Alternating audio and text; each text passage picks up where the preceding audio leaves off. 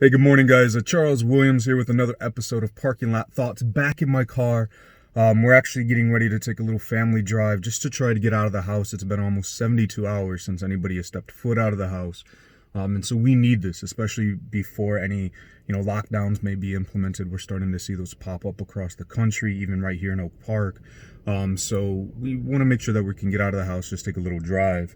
Yesterday's episode, I talked about making sure that you guys are checking in on your students, on your kids, making sure that things are going well. I know that people always complain about school, right? Kids hate school, employees hate going to school. And I know there's a lot of out there that say we love school, but there's a many, right, who say we don't like it. But I think that, this shutdown is really exposing the truth, that people are hurting. Our social connections, our daily routines, all of it's been disrupted. So today's thought goes out to the administrators across the country, especially those in education.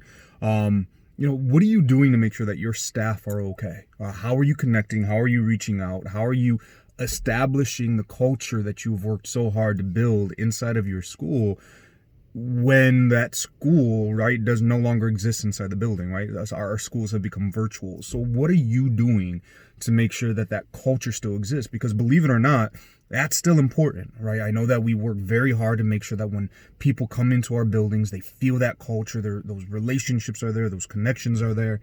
And I think that it's even more important now in the absence of that physical building, in the absence of us all being together. What are you doing to make sure that that culture still exists? How are you reaching out to your staff? I know that I've been sending out videos very similar to this to my staff, just giving them updates, doing check-ins. We also have a check-in on Monday, just to see how things are going. The reality is that we are very social creatures and we need to communicate with one another. We need to be in touch with one another.